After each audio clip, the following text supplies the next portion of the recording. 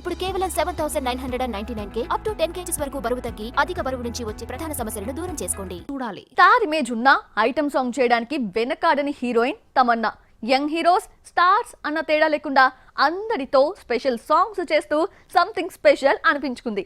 కావాలయ్యా అంటూ జైలుని రెచ్చగొట్టిన మిల్కీ బ్యూటీ మరోసారి ఐటమ్ గర్ల్ గా మారింది. ఏ సినిమాతో ఐటమ్ సాంగ్ చేస్తోంది చూసేద్దామా? స్టార్ హీరోయిన్ గా దూసుకుపోతున్న టైంలోనే అల్లుడు అదర్స్, జాగ్వర్ సినిమాల్లో ప్రత్యేక గీతాల్లో మెరిసిన తమన్నా ఇలాంటి ఆఫర్స్ వస్తే వదిలే ప్రసక్తే లేదంటోంది. తెలుగులో ఐటమ్ సాంగ్స్ అంటే స్టార్ హీరోయిన్స్ లో ముందుగా గుర్తొచ్చేది తమన్నానే.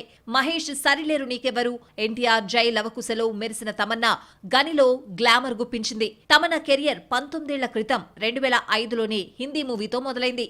ఇన్నేళ్లుగా తెలుగు, తమిళంలో స్పెషల్ సాంగ్స్ చేసిన హిందీలో మాత్రం ఐటమ్ గర్ల్ గా కనిపించలేదు. ఫస్ట్ టైం స్త్రీ 2 మూవీలో ఐటమ్ సాంగ్ చేసింది. ఇంతకాలం హిందీ జనాలకు హీరోయిన్ గానే పరిచయమైన Tamannaah first time item girl గా తనని తాను కొత్తగా ఇంట్రడ్యూస్ చేసుకుంది.